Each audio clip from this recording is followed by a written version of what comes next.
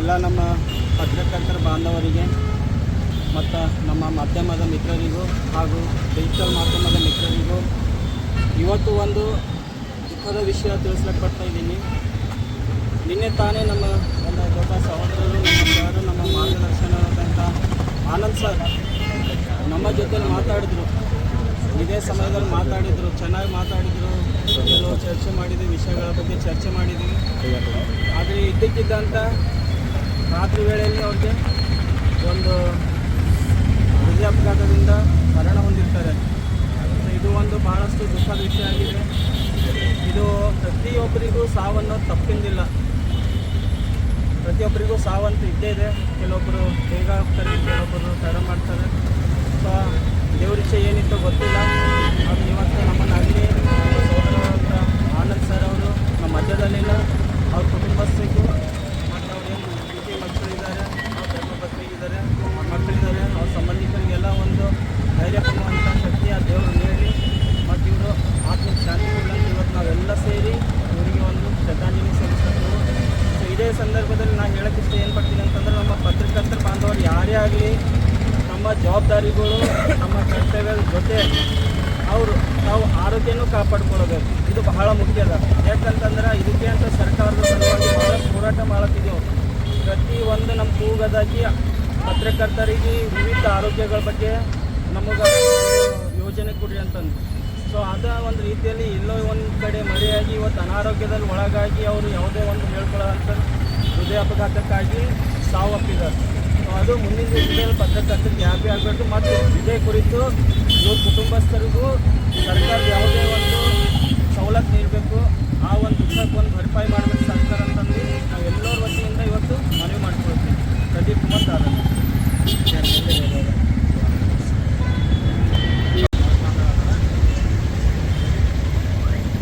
ಇವತ್ತಿನ ದಿವಸ ಬ್ರದರ್ ಆನಂದ್ ಅವರು ನಿನ್ನೆ ಹೃದಯ ಅಪಘಾತದಿಂದ ಸಾವನ್ನಪ್ಪಿದ್ದಾರೆ. ಹಾಗಾಗಿ ಅವರ ಒಂದು ಅನೇಕ ವರ್ಷಗಳಿಂದ ಒಂದು 16 ವರ್ಷಗಳಿಂದ ಒಂದು ಪತ್ರಿಕೆಯಲ್ಲಿ ಒಂದು ಸೇವೆಯನ್ನು ಸಲ್ಲಿಸುತ್ತಾರೆ. ಅದೇ ರೀತಿಯಾಗಿ ಅವರು ಒಂದು ಫೋಟೋಗ್ರಾಫರ್ ಆಗಿ ಮತ್ತು ಪತ್ರಕರ್ತರಲ್ಲಿ ಒಂದು ಮಾಧ್ಯಮ ವರ್ಗದಲ್ಲಿ ಅನೇಕ ರೀತಿಯ ಒಂದೊಂದು ಸೇವೆಯನ್ನು ಮಾಡಿರ್ತಾರೆ. ನಮ್ಮ ಬೀದರ್ ಜಿಲ್ಲೆಯಲ್ಲಿ ಭಾಳಷ್ಟು ಒಂದು ದುಃಖವನ್ನು ಉಂಟಾಗಿದೆ. ಅವರ ಒಂದು ಅಗಲಿಕೆಯನ್ನು ಅವರ ಕುಟುಂಬಸ್ಥರು ಮತ್ತು ಬಿಟ್ಟವಂಥ ಎಲ್ಲ ಸ್ನೇಹಿತರು ಎಲ್ಲರಿಗೂ ಭಾಳಷ್ಟು ಒಂದು ನೋವನ್ನು ಉಂಟಾಗಿದೆ. ಹೀಗಾಗಿ ಅವರ ಒಂದು ಆತ್ಮಕ್ಕೆ ಶಾಂತಿ ಸಿಗಲಂತೇಳಿ ಇವತ್ತಿನ ದಿವಸ ಬೀದರ್ ಜಿಲ್ಲೆಯಲ್ಲಿ ಅಂಬೇಡ್ಕರ್ ಸರ್ಕಲ್ ಹತ್ತಿರ ನಾವೆಲ್ಲರೂ ಸ್ನೇಹಿತರು ಮತ್ತು ಎಲ್ಲ ಮಾಧ್ಯಮದ ಸ್ನೇಹಿತರು ಎಲ್ಲರೂ ಸೇರಿಕೊಂಡು ಅವರಿಗೆ ನಾವು ಒಂದು ಶ್ರದ್ಧಾಂಜಲಿಯನ್ನು ಅರ್ಪಿಸ್ತಾ ಇದ್ದೇವೆ. ಅವರು ಬಿಟ್ಟು ಹೋದಂಥ ಕುಟುಂಬಕ್ಕೆ ಆ ದುಃಖವನ್ನು, ಆ ಶಕ್ತಿಯನ್ನು ತಡ್ಕೊಳ್ಳೋಕ್ಕಾಗುವಂತೆ ದೇವರಲ್ಲಿ ಪ್ರಾರ್ಥಿಸ್ತೇವೆ. ಶಕ್ತಿಯನ್ನು ಕೊಡದಂತೆ ಅಂತೇಳಿ ಅವ್ರ ಕುಟುಂಬಸ್ಥರಿಗೆ ಮತ್ತು ಬಿಟ್ಟುವಂಥ ಎಲ್ಲ ಸ್ನೇಹಿತರಿಗೂ ಆ ದುಃಖವನ್ನು ತಡ್ಕೊಳ್ಳೋಕ್ಕಾಗುವಂತೆ ಶಕ್ತಿಯನ್ನು ನೀಡಿ ಅಂತೇಳಿ ನಾವೆಲ್ಲರೂ ಒಂದು ಪ್ರಾರ್ಥಿಸ್ತಾ ಮತ್ತೊಂದು ಸಾರ್ತಿ ಅವರಿಗೆ ಅವರ ಆತ್ಮಕ್ಕೆ ಶಾಂತಿ ಸಿಗಲಿ ಅಂಥೇಳಿ ನಾವು ಗೌರವವಾದ ಶ್ರದ್ಧೆಯನ್ನು ಸಲ್ಲಿಸ್ತೇವೆ. ನನ್ನ ಹೆಸರು ಮೋದಸ್ ನಾರಾಯಣ. वीडियो चालू रखो, फोटो भी रखो ना, मूवी पर चालू है ना.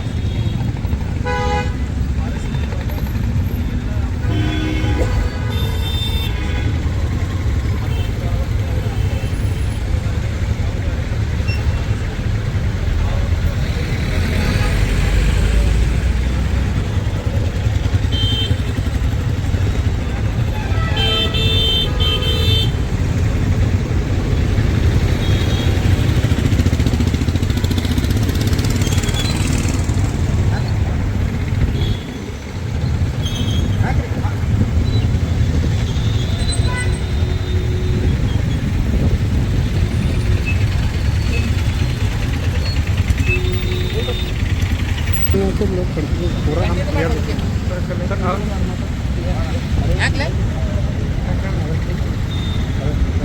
सर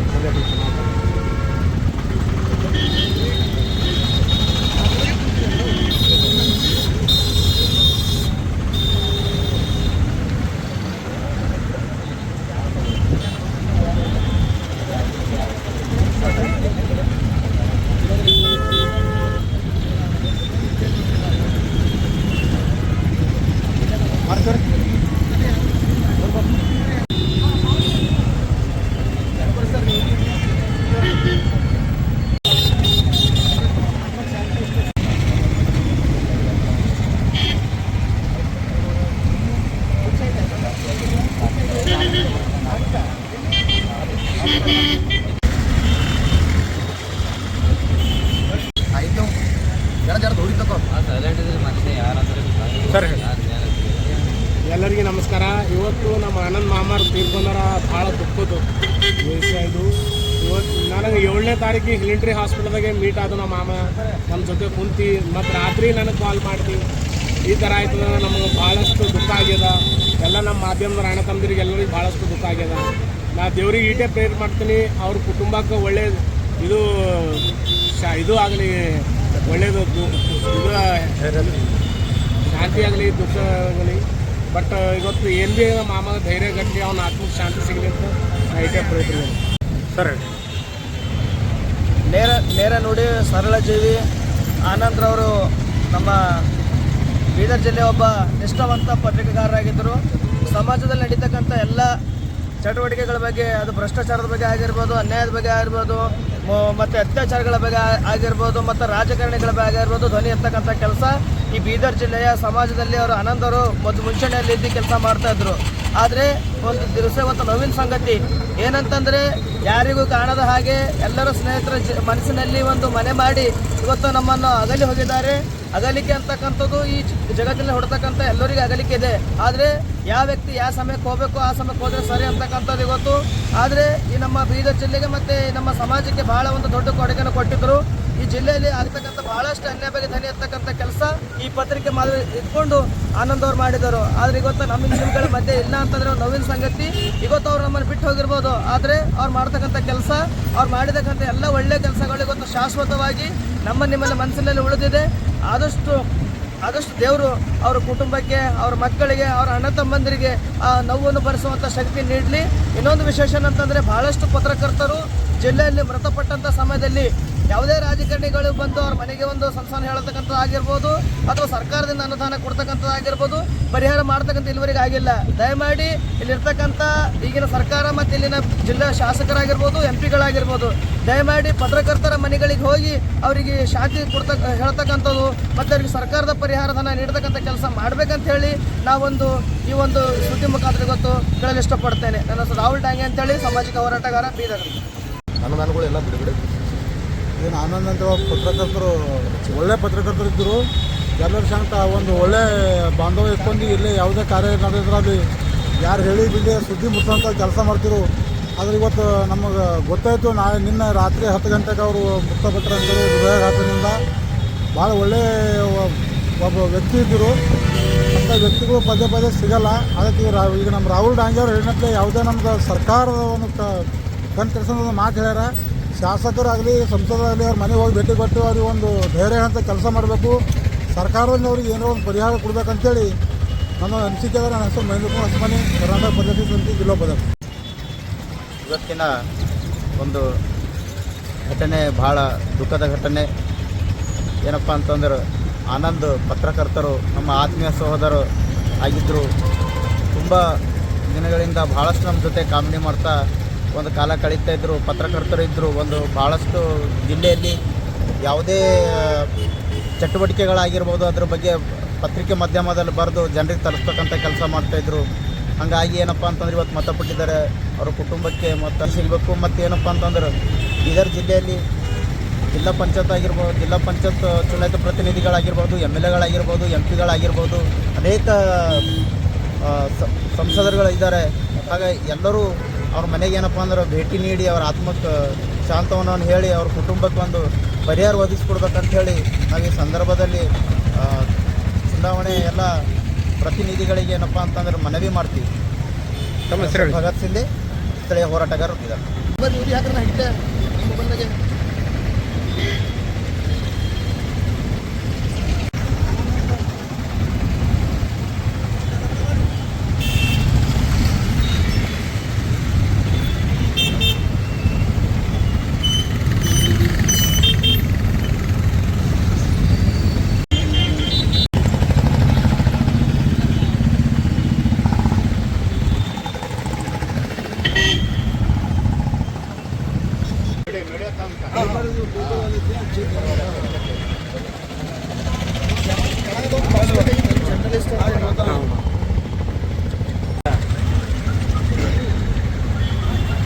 ಅಂಗಗಳಲ್ಲಿ ಒಂದು ಪತ್ರಿಕಾ ಅಂಗ.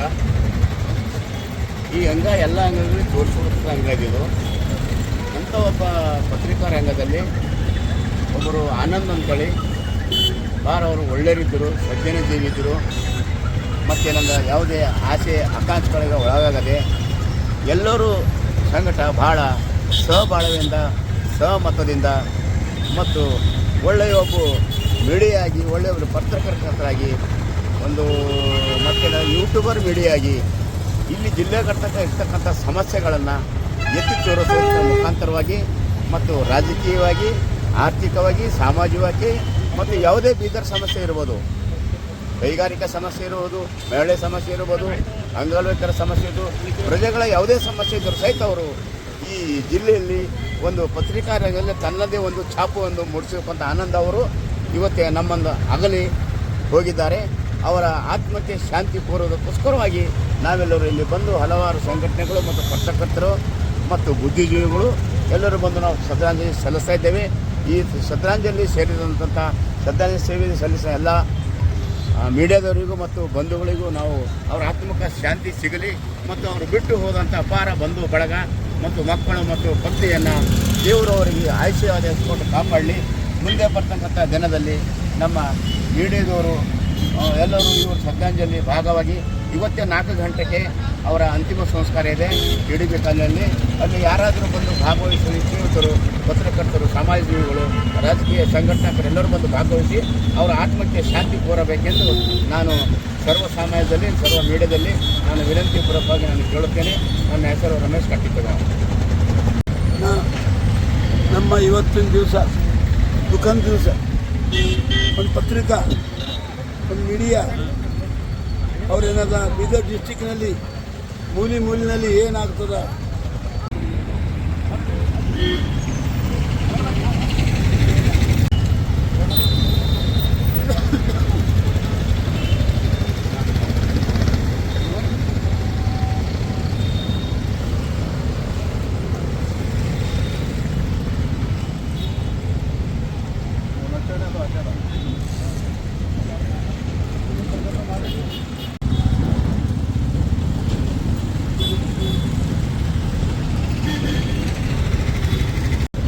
ನಮ್ಮ ಸ್ನೇಹಿತ ಬಳಗ, ಕುಟುಂಬ, ಈ ಲೋಕವನ್ನೇ ಬಿಟ್ಟು ರಾತ್ರಿ ಒಂದು ಹೃದಯಘಾತದಿಂದ ಮರಣ ಹೊಂದಿದ ಆನಂದ್ ಅವರು ನಮ್ಮ ಭಾಳಷ್ಟು ಆತ್ಮೀಯರು. ಮೊಟ್ಟ ಮೊದಲನೇದಾಗಿ ನಮ್ಮ ಹೈದರಾಬಾದ್ ಕರ್ನಾಟಕ ರಕ್ಷಣಾ ಸಮಿತಿಯನ್ನು ನಾವು ಸಂಘಟನೆ ಕಟ್ಕೊಂಡಿದ್ವಿ. ಅವಾಗೇ ಹಿಡ್ಕೊಂಡು ಪ್ರಜಾರಾಜ್ಯ ಸಂಘರ್ಷ ಸಮಿತಿ ಜೊತೆ ಉಳಿದು ಅನೇಕ ಹೋರಾಟಗಳಲ್ಲಿ ಮತ್ತು ಮಾಧ್ಯಮದಲ್ಲಿ ಸೇವೆ ಮಾಡ್ತಕ್ಕಂಥ ಒಂದು ಒಳ್ಳೆಯ ಸ್ನೇಹ ಜೀವಿ ಅಂತ ಹೇಳ್ಬೋದಾಗಿತ್ತು. ಯಾಕಂದರೆ ವಿಶೇಷವಾಗಿ ಅವ್ರ ಒಂದು ಇಂಥ ಗುಣ ಇತ್ತು, ನಮ್ಮವ್ರು ಬೆಳಿಬೇಕು, ನಮ್ಮ ಅಣ್ಣ ತಮ್ಮರು ಬೆಳಿಬೇಕು, ನಾವು SC ST ಜನಾಂಗ ಬೆಳಿಬೇಕು, ನಮ್ಗೆ ಯಾರೂ ಬೆಳೆಸಲ್ಲಣ್ಣ, ನಾವು ಬೆಳಿಬೇಕಂತಕ್ಕಂಥ ಒಂದು ದೊಡ್ಡ ಮಟ್ಟದ ಹಠವಿತ್ತು ನಮ್ಮಲ್ಲಿ. ಆ ಹಠ ನಮಗೆ ಭಾಳಷ್ಟು ಮೆಚ್ಚುಗೆ ಆಗ್ತಿತ್ತು. ದೇವರು ಆ ಹಠ ನಿನ್ನಿಗೆ ಮುಗಿಸಿದಾರ. ಅವ್ರ ಕುಟುಂಬಕ್ಕೆ ಭಾಳಷ್ಟು ಘಾತ ಆಗ್ಯದ. ಅವ್ರ ಕುಟುಂಬಕ್ಕೆ ದೇವರು ಒಳ್ಳೆಯ ಶಕ್ತಿ ಕೊಡಲಿ, ಶಕ್ತಿ ನೀಡಲಿ. ಮತ್ತು ನಂದೊಂದು ಕಳಕಳಿ ಮನವಿ ಏನದಂದ್ರೆ, ಆನಂದವ್ರು ಏನೂ ಮಾಡ್ಕೊಂಡಿಲ್ಲ ತಮ್ಮ ಜೀವನದಲ್ಲಿ. ಅವ್ರ ಜೊತೆ ಎಲ್ಲ ಸ್ನೇಹ ಬಳಗ ಯಾರೂ ಮಾಡ್ಲಿಕ್ಕಾಗಲ್ಲ. ಆದ್ರೆ ಏನೋ ಒಂದು ಕಷ್ಟ ಕಾಲದಾಗ ಅವ್ರ ಕುಟುಂಬಕ್ಕೆ ನಾವೆಲ್ಲ ಸಾಥ್ ಆಗಿರಬೇಕು. ನಮ್ಮಲ್ಲಿಂದ ಆದಷ್ಟು ಬರ್ತಕ್ಕಂಥ ದಿನಮಾನದಲ್ಲಿ ಏನಾದರೂ ಕೈಲಿಂದ ಆದಂಥ ಒಂದು ಸಹಾಯವನ್ನು ಕೂಡ ನಾವೆಲ್ಲರೂ ಕೂಡ ನಮ್ಮ ಅಣ್ಣ ತಮ್ಮ ಮತ್ತೆಲ್ಲ ಸ್ನೇಹ ಬಳಗದಲ್ಲಿ ಕಳಕಳಿ ಮನವಿ ಅದ. ಕಣ್ಣಾರೆ ಯಾವುದು ನೋಡಪ್ಲೇ ಆಗಬಾರ್ದು. ಅವ್ರದ್ದು ಏನೇ ಕುಟುಂಬದಲ್ಲಿ ಏನೇ ಒಂದು ಸಮಸ್ಯೆ ಇದ್ದರೂ ಕೂಡ ನಾವೆಲ್ಲರೂ ಕೂಡ ಸ್ಪಂದನೆ ಮಾಡೋದಕ್ಕೆ ನಾವೆಲ್ಲ ಇವತ್ತು ನಿರ್ಧಾರ ಮಾಡಬೇಕಾಗ್ಯದ ಅಂತಕ್ಕಂಥ ಮಾತನ್ನು ಹೇಳಿ ಅವ್ರ ಕುಟುಂಬಕ್ಕೆ ಮತ್ತು ಆನಂದ್ ಅವರಿಗೆ ಆತ್ಮಕ್ಕೆ ಶಾಂತಿ ಸಿಗಲಿ ಅಂತಕ್ಕಂಥ ಮಾತನ್ನು ಹೇಳಿ ನನ್ನ ಮಾತು